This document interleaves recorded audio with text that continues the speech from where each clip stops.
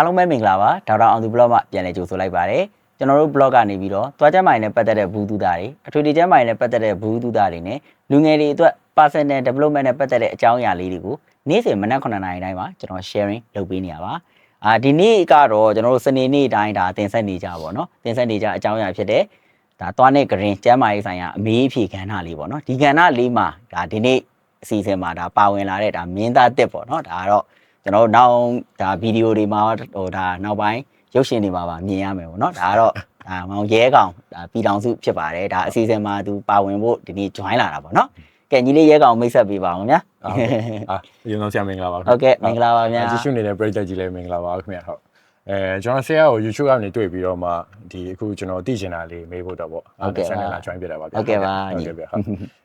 ဆရာဟိုကျွန်တော်ပထမဆုံးမေးချင်တာကြတော့ဒီကျွန်တော်တို့ဒီမေးရိုးချော်ရဲဆိုတာပေါ့ဟုတ်ကဲ့အဲ့ဒါဘာကြောင့်ဖြစ်တာလဲမသိဘူးဆရာဟုတ်ကဲ့အဲ့လားလေးကဒါဖြစ်လေးဖြစ်တာရှိတယ်ပေါ့နော်ဟုတ်ကဲ့ဟိုဆရာတို့ဒီမေးအန်ချော်တာပေါ့အန်ချော်တယ်ဆိုတာအဓိကအကြောင်းရင်းပေါ့နော်အဓိကတကယ်အကြောင်းရင်းကိုရှာကြည့်ရင်တော့ဟိုတော်တော်များများတော့သူကအန်နုံလို့တော့ပြောကြတာပေါ့ဒါပေမဲ့တကယ်ဆက်တဲ့ပုံစံပေါ့တကယ်ဆက်တဲ့ပုံစံကြတော့ဆရာတို့ကအများစုအဖြစ်များတာဆရာတို့တစ်ဖက်သေးဝါတဲ့လူတွေမှာအဖြစ်များတယ်ဒါအများစုပေါ့ဥမာဆရာတို့ဥမာညာတန်နေထားကဲညာပဲစားတယ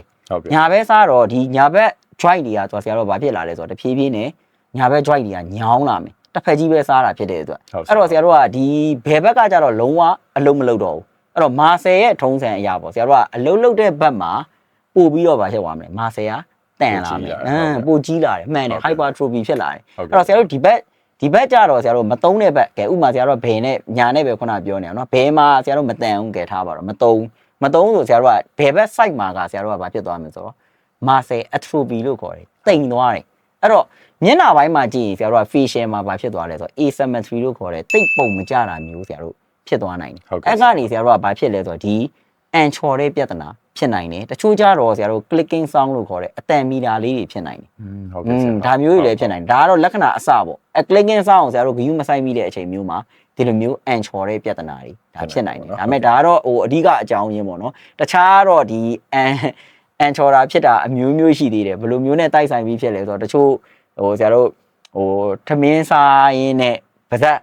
ပိတ်လို့မရတော့တာမျိုးပေါ့ဟာတချို့ဟိုပါဇက်ကိုအကျယ်ကြီးခလိုက်တာမျိုးတချို့တန်းလိုက်တာမျိုးမှန်တယ်တချို့တန်းလိုက်တာမျိုးတချို့ရီလိုက်တာမျိုးဒါမျိုးတွေမှာဆရာတို့ကအခက်မသိရင်ဒီအန်ချော်တဲ့ပြဿနာလေးဖြစ်သွားနိုင်တယ်နော်ဟုတ်ကဲ့ဒီလေးဒါနဲ့ရောသိပြီလားဘာရေးချင်သေးလဲဆရာနောက်ထပ်မေးခွန်းနေရှိသေးတယ်ဟုတ်ကဲ့ပါနောက်တစ်ခုကျအဲ့လိုမျိုးကျွန်တော်တို့အမြဲတမ်းကြားဘူးနားဝါရှိတယ်လို့ပေါ့ဟိုအရင်ကကျွန်တော်တို့ဟိုတက်ကြီးရွယ်တွေကျွန်တော်တို့အထက်ကလူတွေပြောပါသေးတယ်ပေါ့လို့အချင်းစားရင်အဲ့လိုသွားကျက်မာကြီးကောင်းတယ်ပေါ့သွားပိုကောင်းလာနိုင်တယ်ဆိုတော့အဲ့ဒါဟုတ်လားဗျဟိုပေါ့အယူအဆအရဆိုရင်တော့ဆရာတို့ကအချင်းစားတဲ့လူတော့သွားပိုမစားဘူးပေါ့နော်ဟုတ်ဆရာဒါပေမဲ့ဟိုအယူအဆကတော့ဟိုမှန်ကောင်းမှန်မယ်ပေါ့ဒါပေမဲ့ဆရာတို့ဒီသွား aspect မှာတော့ဆရာတို့ကဒီပေါ့ဒီဟိုပေါ့အချင်းစားများကြီးလူကမှန်တယ်သွားတော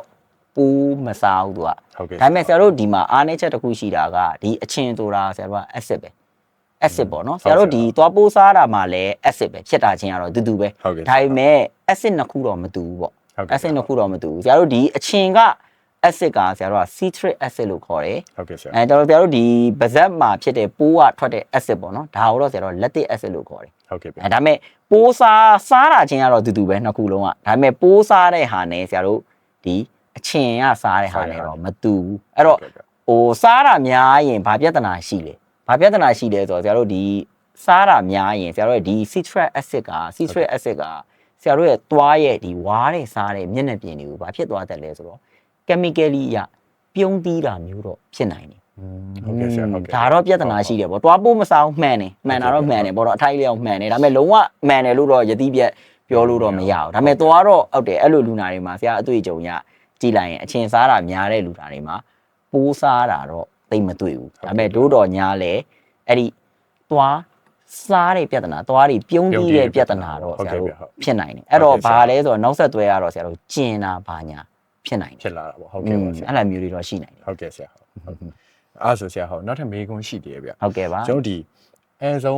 းလို့ခေါ်လာမသိဘူးအန်ဆုံးသွားတွေပေါ့နော်အန်ဆုံးသွားတွေက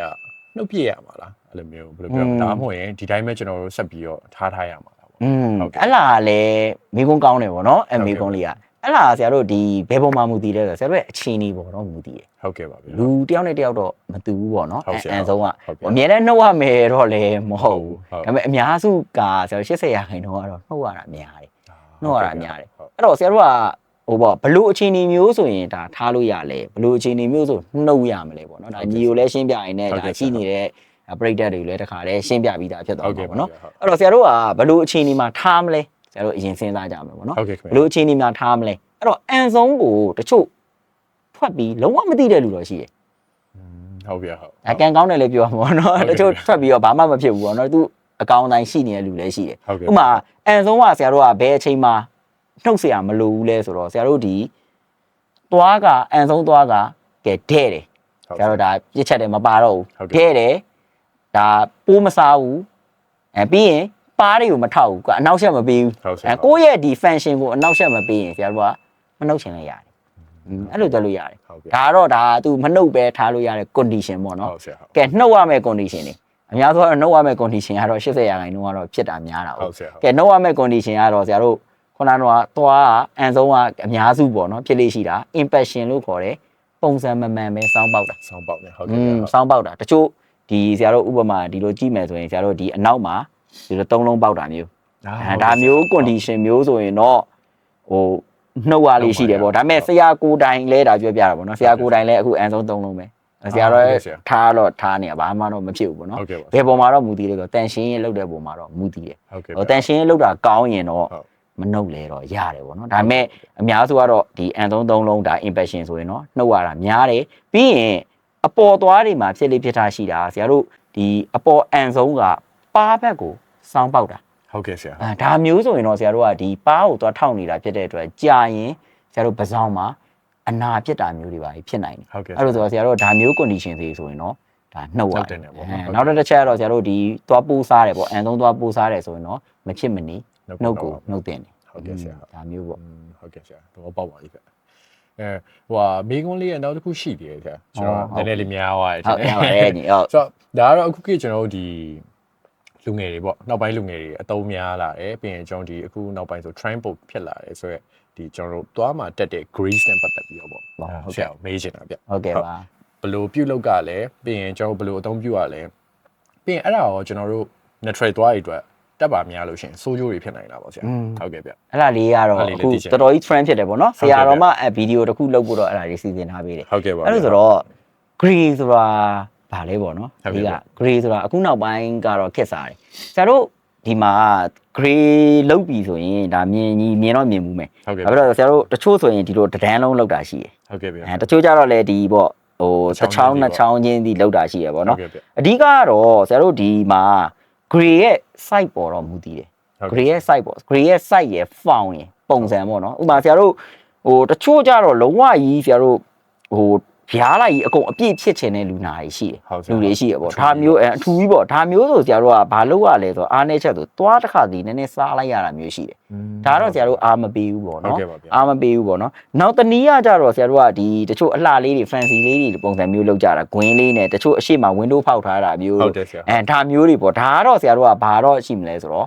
permanent တော့တက်လို့မရဘူးအလှတက်ပေါ့ဟိုဆရာတို့ဥမာအပြင်နေပါကြီးသွားတာမျိုးဒါမျိုးဆိုရင်တော့တက်လိုက်ပြီးရင်ပြန်ချွတ်လိုက်ပေါ့နော်အဲ့လာလေးတော့လုပ်လို့ရတဲ့နီလန်းရှိတယ်ဒါဆရာတော့အဲ့ဒီဘက်ကိုတော့ပို့ပြီးတော့အားပေးတယ်အဲ့ဒီနီလန်းလေးကိုပေါ့နော်ဟိုဆရာတို့ဒီမှာသွားဆိုင်တဲ့ပုံစံမှာဆိုတော့ window ဖောက်တဲ့ပုံစံနဲ့နည်းနည်းသွားဆင်တယ် window ဆိုတာဆရာတို့ကဟိုအနောက်မှာတော့ဆရာတို့ကဒီမှာသွားလုံးဝအစွတ်ပေါ့နော်အစွတ်ပုံစံလုပ်လိုက်ပြီးတော့အရှိမှာဆရာတို့ကဒီမှာဟိုအလဲမှာသွားဖော်ထားပြီးတော့ဆရာတို့ပတ်လဲကိုဗတင်းပေါက်လေးလိုလုပ်ထားတဲ့ပုံစံပေါ့ window ဖောက်တယ်ခေါ်တာပေါ့အဲ့ဒီပုံစံရှိမယ်တချို့ကြတော့လေအဲ့မှာဆရာတို့ကစိန်ပွင့်လေးတွေအလားစီတာတို့အမျိုးမျိုးရှိတာပေါ့ဟိုဆရာကတော့အမြဲတမ်းအားပေးတာကတော့အဲ့ဒီအရှင်ပုံစံလေးကိုအားပေးတယ်အရှင်ပုံစံလေးကိုအားပေးတယ်ပြီးတော့ဟိုဒီကောင်တွေတက်ရင်တချို့ကလူနာတောင်းဆိုတာကြတော့ဘာလဲဆိုပါမန်လန်တက်ချင်တာပေါ့နော်အဲ့ဒါတော့ဆရာတကယ်အားမပေးဘူးပေါ့နော်ဘာဖြစ်လို့လဲဆိုတော့ပါမန်လန်တက်ပြီဆိုရင်ဆရာတို့ကဝါတာစားတာကဆရာတို့ကဟိုဒီတိုင်းဆရာတို့ preparation မလုပ်ပဲ prepare မလုပ်ပဲနဲ့ဆရာတို့ထည့်လိုက်ရင်ထောက်တဲ့ပြဿနာဖြစ်နိုင်တယ်အစာကောင်းကောင်းစားလို့ရမှာမဟုတ်ဘူးအဲ့တော့ထောက်သွားပြီဆိုဥပမာကျတော့ထောက်သွားပြီဆိုမေယိုရဲ့ frame ကညီတော့မှာမဟုတ်ဘူးအဲ့လိုဆိုနောက်ဆက်တွဲနောက်သွားတွေပါတခြား joint ပြဿနာတွေပါဖြစ်လာနိုင်တယ်အဲ့လိုဆရာကတော့အကြံပေးတာခုနပြောလို့ပေါ့ ပါမန်နဲ့မသုံးဘဲနဲ့ဥမာပွဲသွားပွဲလာသုံးတာမျိုးဆိုရင်တော့ ဟုတ်ကဲ့ဆရာ အားပေးတယ်ဒါမျိုးဆိုဆရာတို့က preparation မလုပ်ဘူးဒီလို preparation ဆိုတော့သွားကိုဆရာတို့မစားဘူးပေါ့နော်ဘာမှစားပြမလို့ပဲနဲ့အသာလေး green sauce ထည့်လိုက်လို့ရတယ် ဟုတ်ကဲ့ ဒါပေမဲ့ဒီကောင်ကလည်းဆရာတို့ trend တစ်ခုအနေနဲ့တော့ဖြစ်နေပြီပေါ့လက်ရှိကတော့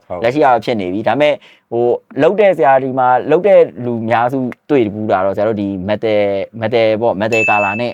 လောက်ကြတာများတယ်တချို့ကြတော့လဲgold color လေးနဲ့ပေါ့အမျိုးမျိုးရှိတာပေါ့တချို့ဆိုရင်ပို့ပြီးတော့ဟို main ကလေးတွေဆိုရင်ပေါ့ပို့ပြီးတော့သူကလှချင်ရင်တော့ diamond လေးတွေပါထည့်လိုက်ရင်တော့ပိုလှတယ်ဒါပေမဲ့ဆရာတော့ prepare မလုပ်ပဲလုပ်တာအားပေးတယ် ဟုတ်ကဲ့ ဒီညီခုနမေးွားတဲ့အထဲမှာဘလို့တန်ရှင်းလောက်တာလဲပေါ့နော်အဲ့လားအရေးကြီးတယ်ဆရာတို့ဒီ grade တွေတက်ပြီဆိုရင်အရေးကြီးတာဆရာတို့က grade တန်ရှင်းတေချာဒီဆိုင်မှာရမယ်အဲ့တော့ဆရာတို့ကဒီဟာမတက်ခင်ကိုဆရာတို့ဘာလုပ်ရမလဲဆိုတော့သွားတေချာတက်ရမယ်ဟုတ်ကဲ့ဆရာ သွားတေချာတက်ရမယ်ပြီးမှဆရာတို့အဲ့လားလေးကိုတက်မယ်ဥမာကို photo shooting ဖြစ်ဖြစ်ဒါကိစ္စပေါ့နော်ကိစ္စတစ်ခုခုဖြစ်ဖြစ်ပေါ့ဒါကိုလောက်တဲ့အချိန်မှာတက်ထားလိုက်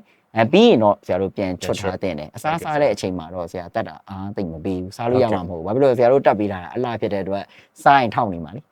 အဲ့လိုဆိုတော့ဟိုပြီးရင်ဆရာတို့ကဘာလုပ်ရမလဲပြန်ချွတ်ရမယ်ချွတ်ပြီးတဲ့အချိန်မှာလည်းဆရာတို့ရဲ့သွားကိုဘာလုပ်ရမလဲဆိုတော့တေချာပြန်ပြီးသွားတိုက်တန်ရှင်းပြန်လုပ်ပြီးအဲ့ဆရာတို့တက်ထားတဲ့ grade ကိုလည်းဘာလုပ်ရမလဲဆိုတော့တန်ရှင်းတေချာပြန်လုပ်ရမယ်ဟုတ်ကဲ့ပါမဟုတ်ရင်ဆရာတို့ကဘာပြဿနာရှိလဲဆိုတော့ဒီ grade တက်ထားတဲ့သွားမှာသွားပိုးစားတဲ့ပြဿနာတွေဆရာတို့ဖြစ်နိုင်တယ်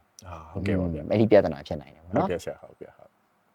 အဲ့ဆိုရင်ဒီနေ့မေးခွန်းလေးကတော့အကုန်သွားပြီဆရာဟုတ်ကဲ့ပါအခုလိုဖြေချပေးရတဲ့အတွက်လည်းကျွန်တော်ကျေးဇူးအများကြီးတင်ပါတယ်ဟုတ်ကဲ့ဆရာရဲ့အစီအစဉ်မှာလည်းဒါညီပါဝင်ပေးတဲ့အတွက်ပေါ့နော်ညီဒါမင်းသားတဲ့ဒါညီလေးရဲကောင်ပြည်တော်ဆိုလည်းဆရာကျေးဇူးတင်ပါတယ်ဟုတ်ကဲ့ပါဗျာအဲ့တော့ဆရာတို့အခုကျွန်တော်တို့ပြောသွားတဲ့ဗီဒီယိုလေးတွေကနေပြီးတော့နော်ဗီဒီယိုကနေပြီးတော့ဒါဘူးတုဒတစ်ခုခုရရှိသွားမယ်လို့ပြောလင်းပါတယ်ဘူးတုဒရရှိသွားတယ်ဆိုရင်တော့ထုံးစံတိုင်းအခုဗီဒီယိုလေးအောက်မှာyes လို့မှန်ထားပြီးလို့ရပါတယ်ပြီးတော့သွားကျမ်းမာရင်လည်းပတ်သက်လို့ပဲဖြစ်ဖြစ်ဒါအထွေထွေကျမ်းမာရင်လည်းပတ်သက်လို့ပဲဖြစ်ဖြစ်ပေါ့သိချင်တဲ့အကြောင်းအရာလေးရှိရင်လည်းမေးထားလို့ရပါတယ်မေးထားတဲ့အကြောင်းအရာလေးတွေကိုလည်းနောက်ဗီဒီယိုလေးမှာထပ်ပြီးတော့ sharing ထပ်လုပ်ပေးသွားပါအောင်မယ်ခင်ဗျာကျွန်တော်ဒေါက်တာအောင်သူပါမင်္ဂလာရှိတဲ့နေ့ရက်လေးတွေကိုပိုင်ဆိုင်ကြပါစေခင်ဗျာ